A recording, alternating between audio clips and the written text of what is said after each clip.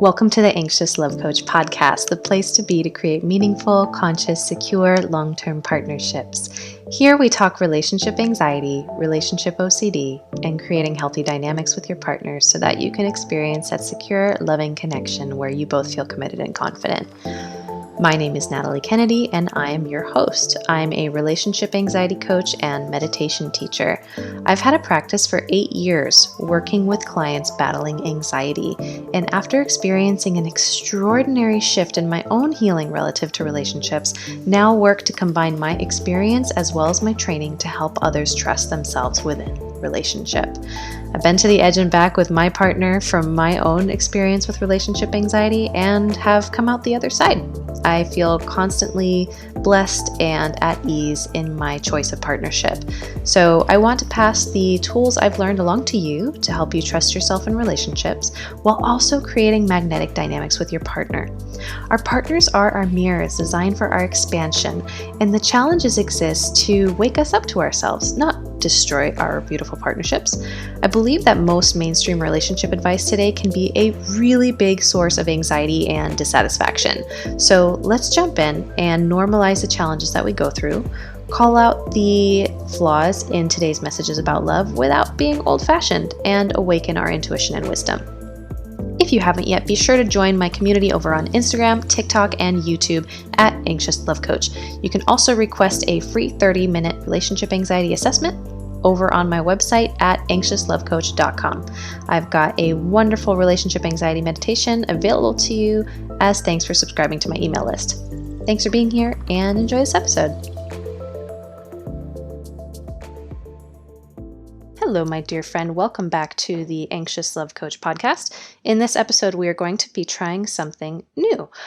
I am hopeful that you have heard about or heard from my co-coach, Sheridan, who works for Anxious Love Coach and has her own one-on-one practice and helps me in my group programs. She is going to actually have her own episode today, doing something that I have always wanted to do, but actually have not been able to, which is review popular television series and movies, something I have a limitation with for the main reason that I don't actually enjoy watching TV. I'm better than you. Just kidding. That's my spiritual ego. Anyway, she watches a lot of TV shows and films and has a lot of wisdom to share, and I think it would be a very real limitation for her not to jump on and share her thoughts on that from the Anxious Love Coach philosophy. And I also need help running this giant podcast, which so many of you guys listen to. Thank you. So enjoy this episode, and I hope you love it as much as our audience on Instagram loved it. Hi everyone, this is Sheridan here. I am the co-coach here at Anxious Love Coach, and I'm really excited today. I'm recording an Instagram Live as well as a podcast, and we're talking about shows like Love is Blind or 90 Day Fiance, Married at First Sight, The Ultimatum, and what might be going on behind the scenes and how it might be affecting you if you're experiencing relationship anxiety. If you're listening on the podcast, you might hear me reference everyone here. Hi, everyone. It's so nice to see you joining as we speak. And if you're here joining me live, that's so cool. I'd love to know your thoughts about the subject, and if there are any couples in particular that have been triggering for you, or anything that's happened inside of these like reality TV love shows that has been hard for you to deal with, or has triggered you, or has made you question things. Today, we're going to be talking about mostly Love is Blind and the latest season of that one, which came out, I think, maybe 6 months ago, as well as The Ultimatum and 90 Day Fiance, simply because these are shows that I have really, really enjoyed watching. They're so dramatic, and it's really interesting because you will have seen how most of these shows, especially I think Married at First Sight from Australia, I can't remember. A lot of these shows, they have like experts there, right? Or they have hosts that are making analyses and comments about the participants' behavior.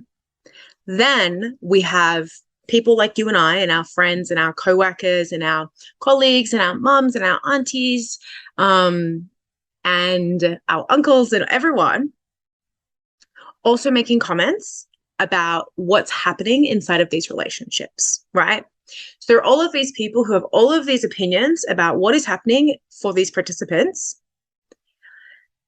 But you guys know here that at Anxious Love Coach, Natalie and I, we tend to look at relationships a little bit differently to what you might see inside of like mainstream media, Facebook ads, a lot of people on Twitter, Instagram, and the tabloids, right?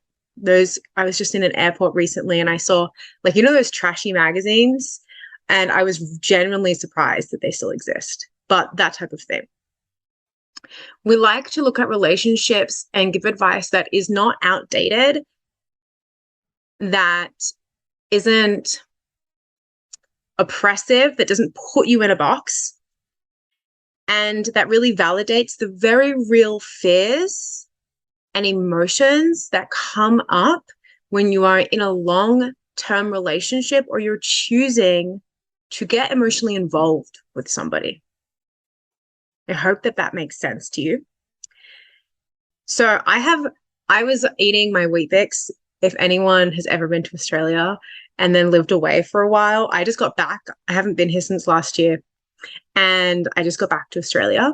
It was an insane trip. I have never had so many things go wrong in a trip, but I got to sit down and eat Weet-Bix for the first time in so many years. And so while I was eating my Weet-Bix, I was thinking about this. And I was actually I just watched like a little bits here and there of Love is Blind. And I wrote some things down. So if you see me looking at my phone, that is what we're looking at. I also have your responses from a poll that I did in the Instagram stories a few weeks ago, and just now. So that's what I'm looking at. Yes. So let's have a look at this first. You've been binging Married at First Sight, and it's very triggering, but addicting to see how they handle their issues. So very similar to what I spoke about when I spoke about How I Met Your Mother. And you guys can go back to that podcast episode, that Instagram live, just scroll back down on your app.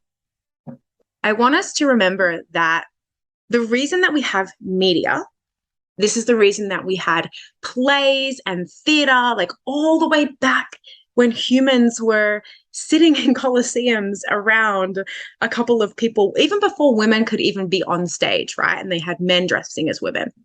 All the way back, even further back when we sat around campfires and told stories, we invented media to play out the innermost unconscious fears and desires of human beings. This is why we have storytelling, myth, and media. It is literally made to be addictive because it plays out the most unconscious desires and fears that we as human beings have. So it's supposed to be dramatic. There is a massive industry and people who study for decades just looking at the way that they can create a story that is going to be addictive to our psyche. Even when it is playing on our insecurities, what it's really playing is our innermost fears, because our fears are our insecurities and our insecurities are our fears. They are one and the same. So it's not supposed to be a map for us to manage relationships. It's supposed to be addictive. Now, we can know that logically, and then we will watch it and still look and be like, oh, why doesn't my partner get me flowers like, I don't know, Mark in Love is Blind? Why don't I feel those big butterflies that Natalie felt? Why doesn't my parents want to welcome in the way that they welcomed in Jarrett? I don't actually know if I'm just using names. I might be getting the narrative wrong. But we look at this and we end up asking ourselves these big questions like, oh my gosh, this person in 90 Day Fiance, they were so in love. And I've been with my partner for 90 days and I don't feel that way. I've been with him for 7 years and I don't feel that way. We never had that sex period. Or maybe you see yourself in some of the participants. One that really stuck out to me when I was watching was Shayna from Love is Blind, last episode. So basically, Shayna is speaking to two guys, and it's Love is Blind. So they can speak, I think, for like maybe 10 days or something. I don't know. But they're behind a wall. So there's a wall separating every man and every woman, and they go on these little dates. So Shayna kind of narrows it down to two guys. The intention is that they're supposed to choose their person. They're choosing their forever person just from those conversations with the wall in between, right? They choose their person. There's a proposal, and then they actually see each other face to face. And then they kind of have a trial like marriage for, I think, about 30 days. And then they can either get married or say goodbye. So Shayna narrows it down to these two guys, right? And she ends up leaving with one of them. And they go to this honeymoon in Mexico. And as soon as we get there, you can actually see how she begins testing him. And I notice the overarching theme that I notice between the women in these, particularly Love is Blind, but the women in these shows is that, have you noticed that the women are very critical of the men? And they're actually kind of always telling them, oh, like, don't do that. Or they'll be reluctant to show praise and flattery towards their men. So Shayna does this thing, and it's called testing. And she's always testing Mark. She likes him, but she's not convinced. And so she says something like, oh, it's not masculine if you don't eat the bread. Oh, I can't believe that you're not going to eat the bread. That's so unattractive. Little kind of like jabs like this, right? Natalie does the same. And, oh, like she kind of like jokingly and flirtingly like, oh, well, you're pretty handsome. Do you need more words of affirmation? And you see these two guys and they're longing for this approval from their partner. And they're looking for that intimacy, right? They're like, you can, it's almost palpable, their inner child saying, love me, love me, love me. And then we have these women who are like, and this is what happened inside of it, but it doesn't really matter what gender you are. It happens on both sides. We have these two women who are kind of testing and pushing these partners and criticizing them. And they don't want to praise them. They don't want to recognize them. They don't want to allow there to be that tension of intimacy. Whereas when they were in the pods and they had that wall in between them, they were more flirty and they were more open. And they would say those things like, oh, like I feel these big emotions for you. And, oh, you're so this and you're so that. And I love that. And you might see yourself in these characters, particularly when Shayna, we see her testing Mark, right? She's criticizing him and she's kind of pushing his buttons to see if he's going to react in a way that she doesn't like. He doesn't. And so it's like 7:40 in the evening and she decides that she would like to sleep separately. Mark is a gentleman about it. It's fine. He's a really nice guy. He's a bit disappointed, but he's like, okay, that makes sense. And in the next scene, you see Shayna goes, oh, my head is telling me that I need to leave. My head is telling me that I need to walk away from here as a single person. I really, really like Mark. We have so many different, we have so many differences. Therefore, we must be incompatible. I don't want to get close to him. My head is telling me I need to leave. And their difference is, some might argue, a really big one. They come from different religions. And then we have Natalie on the other side, and she, in the end, she actually ends up saying, oh, we're really different because I think it's how they wanted to spend money. He wants to spend money one way. She wants to spend it the other way. I think there's a scene where he's like, I don't know what a 401k is. And she's like, what? She gets really scared. And that's what leads them to have these doubts about the relationships. And it makes sense because most things with relationship anxiety, we have an anxiety because if we really, really look at it, we're not inventing these fears. There is some base level of concern. Now, maybe it's because you're concerned about your spending habits than your partner's spending habits. Maybe it is about religion. Maybe it is something else. Maybe it's your social lives. Maybe he's an introvert, you're an extrovert. Maybe she likes traveling, you don't. What happens is when we identify these fears and these concerns, and we give them so much more energy that it ends up like running around in our head. And then we take that running around in our head to say, nah, my head is saying that I have to go. Now, I can't speak for Shayna, and I can't say that that wasn't true for her. Maybe that was the best decision. I don't know. I'm not her, and I can't judge it. It's not my position to do so. What I can say is that if you're listening and you're experiencing some type of relationship anxiety, it's probably for a really good reason. It's probably maybe just a little bit, I don't want to say blown out of proportion because that might not be true for some people, but it might be true for some people. You might be scared that you're going to get your heart break, and it's become this big fear, but it doesn't need to be that big. Because deep down, once you work through all of your resistance and you clean out all of your emotions and you do all your work, you can deal with any heartbreak that could possibly come.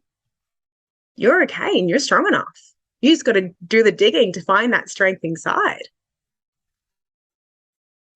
There isn't a single heartbreak that you couldn't experience that you wouldn't come out stronger.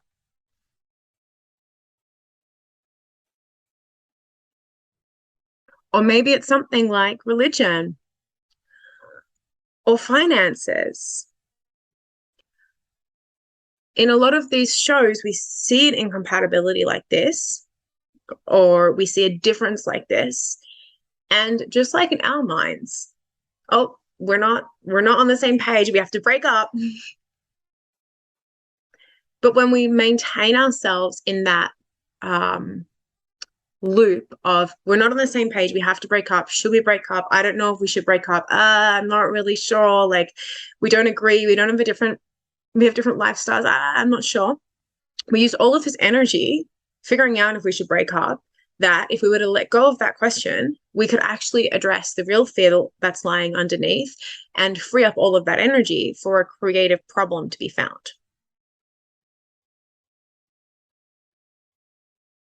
I had a client a couple of months ago, and we started working together because her and her partner had very drastically different religious backgrounds. And they were at this standstill, and she was really at this standstill where she was like, I actually don't know if I can build a life with this person unless he is living my religion. So we started working together. And a lot of the time when we're doing this healing, we kind of go in with an idea of what it's going to look like, and then we have to throw away the plan. So we go in and we start doing a couple of sessions, and we talked about the religion once. And I think her and I were almost waiting as we moved through our sessions for this topic of religion to come back up. And a month passed and it didn't. She wasn't worried about it. And she had this really big emotional release. And we went into a lot of the fears that she had around her own personal power. And it didn't come up. And then we start talking about her sister and the things that have come around there. And we're still kind of both like almost anticipating this topic of religion to come up, and it doesn't come up. And so we're moving towards the end of our time, and I say to her, I was like, hey, we started working together so that you could feel more ease around this seemingly incompatibility that you have with your partner around religion. Let's talk about it. She goes, yeah, I figured that's really not a very big deal. Like, it's totally fine. He's religious and faithful and all of these things, and like, not faithful. He has faith in all of his own ways, and I have mine, and I think we get along really, really well. And we learn a lot from each other, and I'm not worried about that. This is usually what happens.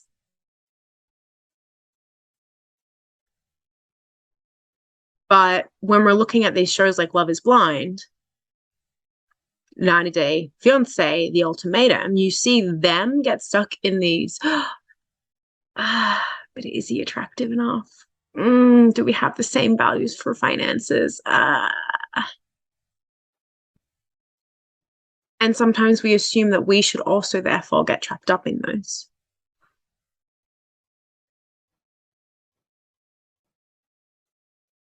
The reason I think that a lot of these shows are inherently so triggering are because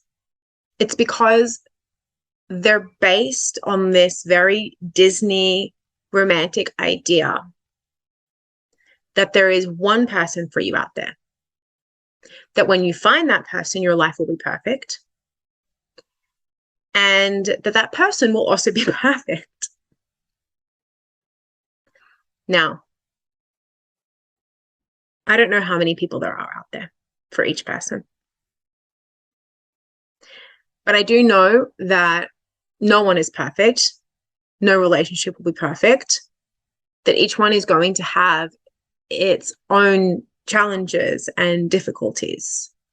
And that love is the riskiest thing that you could do. So it's actually very smart to be having these concerns and these fears and these doubts, because that's you looking out for yourself to make sure that you're happy.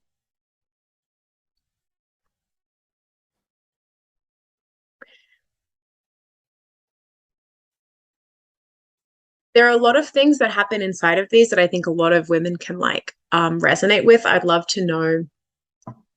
I say women because I look at it from a women's point of view, but I'd love to know if there were specific instances where you felt like, oh, that's me.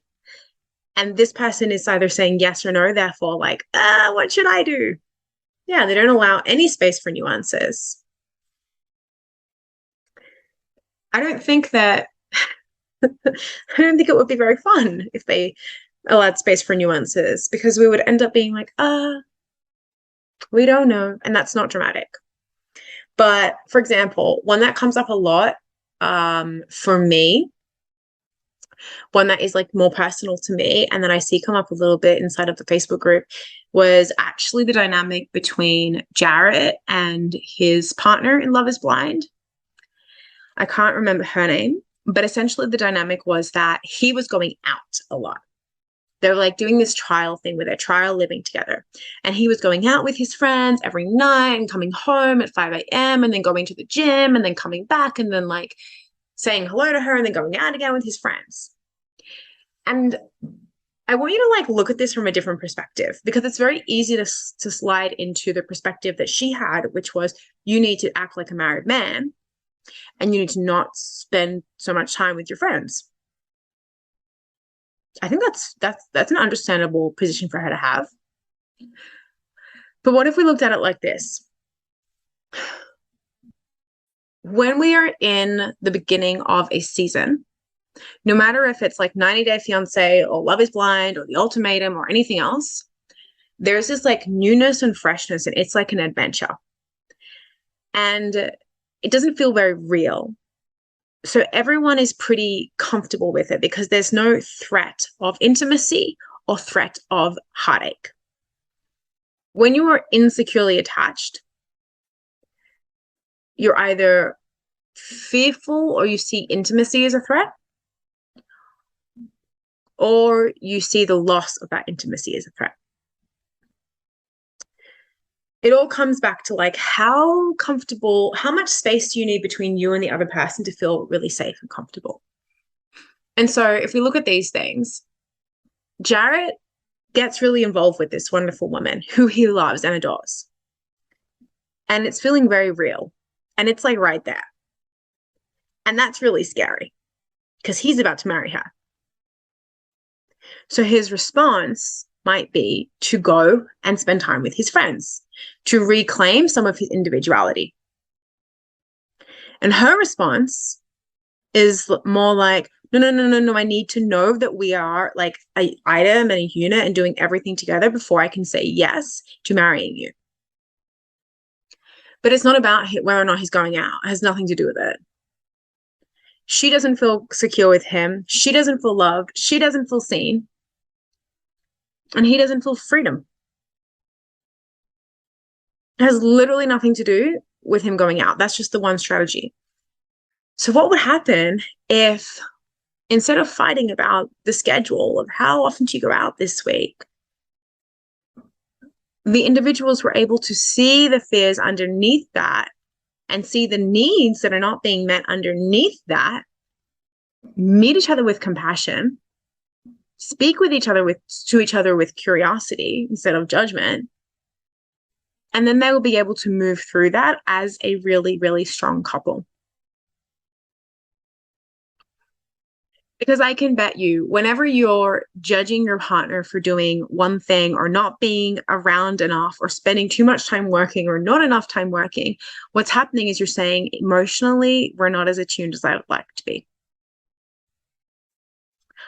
I don't feel like we're on the same page. I want to be more emotionally attuned with each other.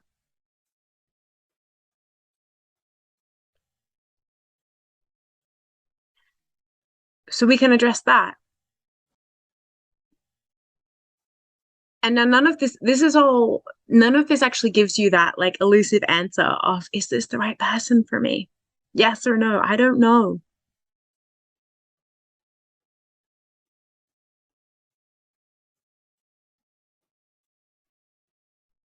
But whenever you're seeing yourself in these characters, can you begin asking yourself, what is the truth below this?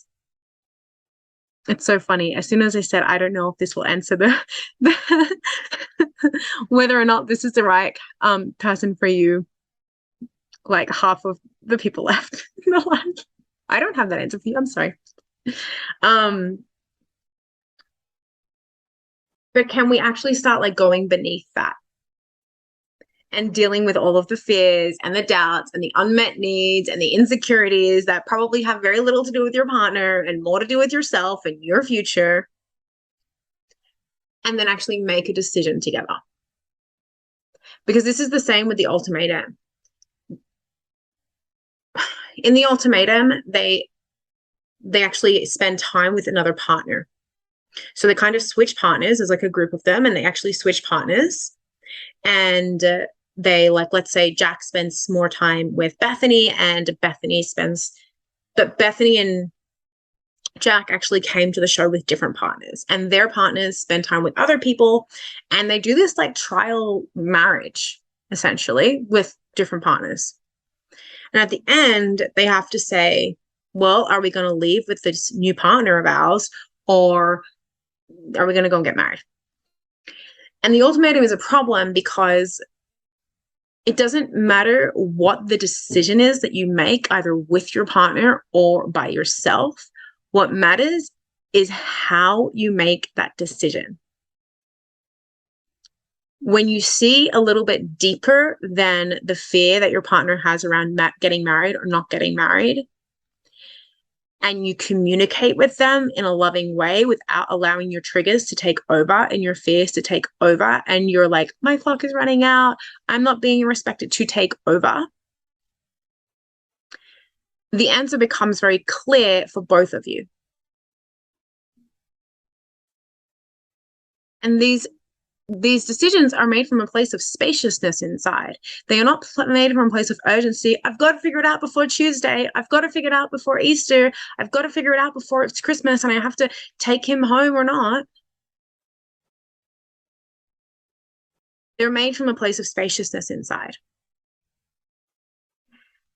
And as much as I think there's a part of most of us that wants to, who has this idea that, like, if we spend time with, this other partner, if I just try on more people, if I just sleep with more people, if I just try out different types of relationships, that will satiate my doubts and tell me whether or not I can be in a relationship with my first person.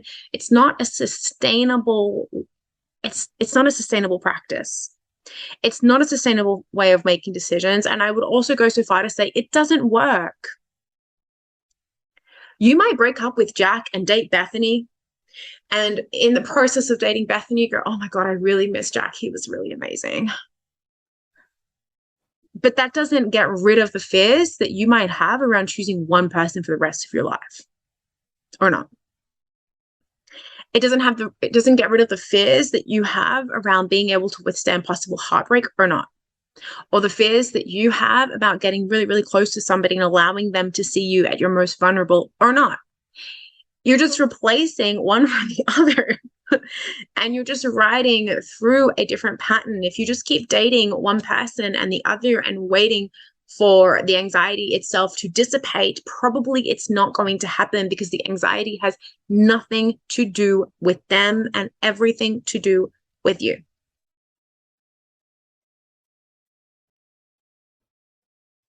The other thing that I wrote down and was that it's really, a lot of the people, maybe sometimes if you watch a show and you've been with your partner for a little while and you see these people really, really happy and getting engaged straight away, it can be triggering because it might actually ask you to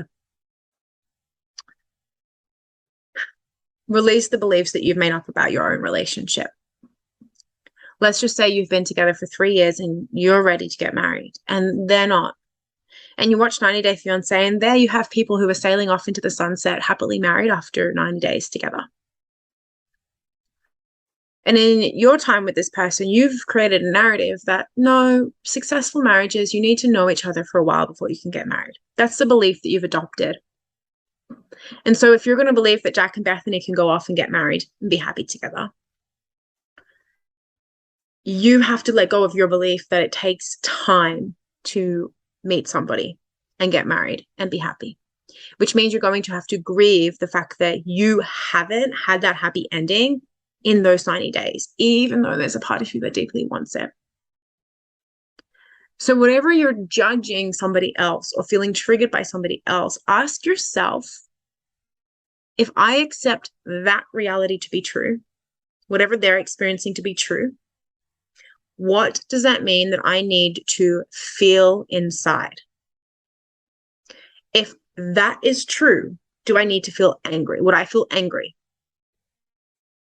If that is true, would I feel grief?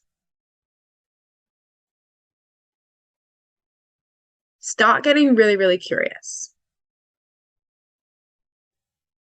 Okay, I'm going to look at some of the other things that people wrote. So if you have any questions, now is the time. And then I'm going to tell you how to actually move through the triggers. One of the ones that came up was that it's really triggering to watch these shows because there are other people talking about their relationships while they're in a long distance relationship. What's the emotion inside of that? Longing, sadness, grief. Go feel it.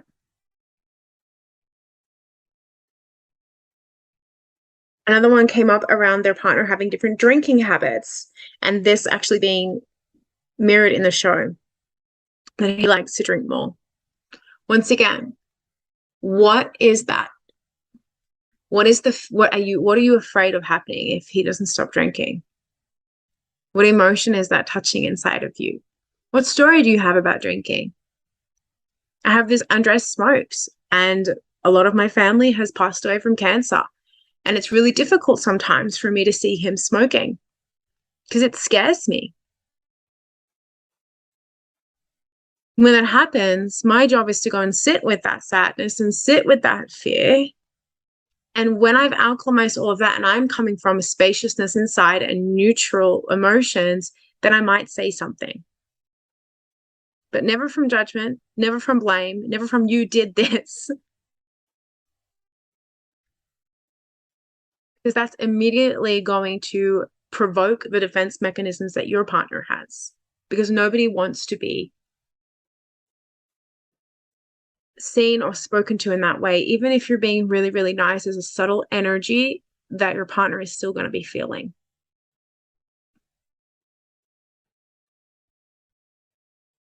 Okay. So what do you do instead? I've kind of just narrowed it, named it a little bit. But whenever you're feeling really triggered by these shows, the steps that I invite you to go through are, number one, what we would call find the truth. We're triggered by something because it is enlightening what we might call a truth inside. Maybe it's a belief about relationships we didn't know we had. Maybe it's two contrasting desires. Maybe it's two contrasting beliefs. Maybe it's reminding us of something that happened a while ago that we haven't fully processed or we haven't processed lately. Maybe it's touching on the part of us that is afraid, touching on the part of us that is scared, touching on the part of us that is angry, touching on the part of us that is insecure. So it's finding the truth and saying, what am I bringing to this dynamic that is influencing the way that I'm seeing this? What are the stories that are going on inside? What are the emotions that are inside of my body? What am I bringing to this that is influencing it? And really understanding your own truth regarding the situation. Because what that does is it essentially takes your perspective and it just kind of like takes away a bit of the fog. It's kind of like you put glasses on and you can see things more clearly. So we find our truth and we remain calm, which is really hard. But we remain calm and we remain grounded and we find that spaciousness inside and we remove ourselves from that urgency. And we do this over and over and over and over and over and over again in little micro moments so that we can remain open, so that we can have conversations. It is really difficult watching these shows and seeing both of these whenever there's a partner who are in some type of conflict and really seeing how both of them are hurting, but because they're not able to be with their hurt and be with their partner's hurt and remain grounded and calm, they keep butting heads and the conflict escalates. And I see this all the time. And I see this even like, I'm not perfect. It happens with me as well. But this is one of the biggest reasons why things escalate into a big full-blown episode of anxiety or of tension or of disappointment. And then also identify the desire. What is inside of you that is asking to be satiated? What do you want? What do you need? See if you can meet it without involving your partner and also give your partner the gift of helping you meet it. Not because you need it from them, not because without them you are lost, because you are not, even though it feels like sometimes you are. But cultivating the confidence and the courage and the clarity inside to, okay, how can I meet this need? How can I satiate this desire of mine by myself? And as the cherry on top, could I invite my partner into doing so with me? And that's it. That's it. That's it. That's it. This is something that we're going to go over so in depth at the end of this year inside of a program that you'll get information to shortly. The first place that we will be releasing information is in the podcast. So if you're not already subscribed, go ahead and subscribe and keep practicing, finding your truth, remaining grounded, identifying your desire, and inviting yourself and your partner to meet it with you. Thank you for joining me today. Lots of love. I can't believe I'm seeing Andres in a couple of hours, and he's going to be in my house where I grew up. I'm so excited. I'm so excited. This is a really big deal for us. Thanks for being along the journey. Lots and lots of love. Speak to you soon. If you love Anxious Love Coach, please leave us a review. Every month, I will be choosing one review, posting the username on my Instagram page, and offering that person a personalized voice message response to any question of their choice via private message. Thanks for listening to the Anxious Love Coach today. If you enjoyed this episode, please be sure to hit the subscribe button, leave a review, and follow me on Instagram, TikTok, and YouTube. Please also subscribe to my email list at anxiouslovecoach.com as I'm trying to reduce my reliance on social media. In exchange, you'll receive my free relationship anxiety meditation and a ton of information that I won't share to the general public about my personal challenges and learnings within relationship. If you would like to work with me and or my co-coach, head on over to my website and click Start Here. Thanks for listening, and catch you in the next episode.